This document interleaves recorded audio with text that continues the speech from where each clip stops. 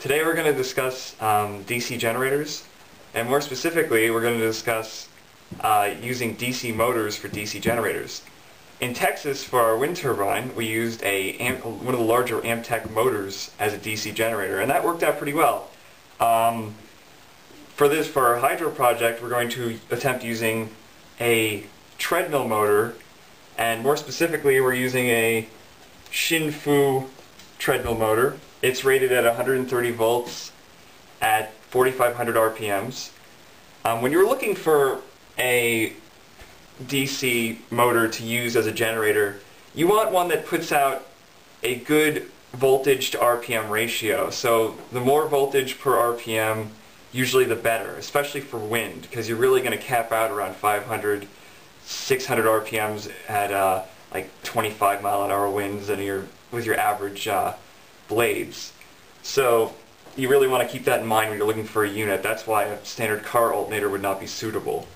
We're going to show you how to test these guys to see how many open circuit volts they put out per RPM.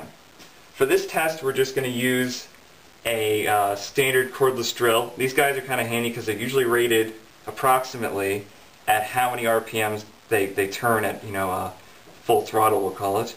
And this one's rated at 400 RPMs low and 1400 RPMs high. I'm assuming we're going to lose about 10 to 30 RPMs, even just spinning the generator, with no load. So I figure our first test will be 380 RPMs. We're going to hook up our digital multimeter and test the output voltage. And I'm just going to hook it right up to the terminals here and set it up. And we're lucky on this treadmill motor, it has a back shaft that's sized a ½ an inch, so it'll fit in this chuck for testing. Just pick that up there. And here's our digital multimeter.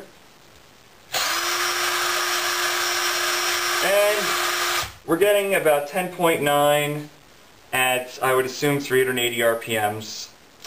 Now that's not enough to charge a 12-volt battery, but that gives you an idea of what you will need to charge a 12-volt battery. You could do a 6-volt battery. And at full RPMs at around, I assume, 1480, or no, actually 1380, we get about 38 volts. You're not going to be spinning that with a wind turbine, but you might be spinning that in a hydro application, possibly geared up.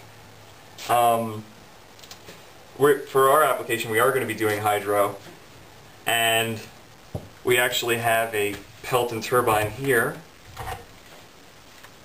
and here's a simple unit. You can get these online. Usually you're going to find this guy's made it small scale in like his machine shop. It's a pretty nice unit. It's got I guess you'd call 12 spoons. It's approximately 8 inches in diameter.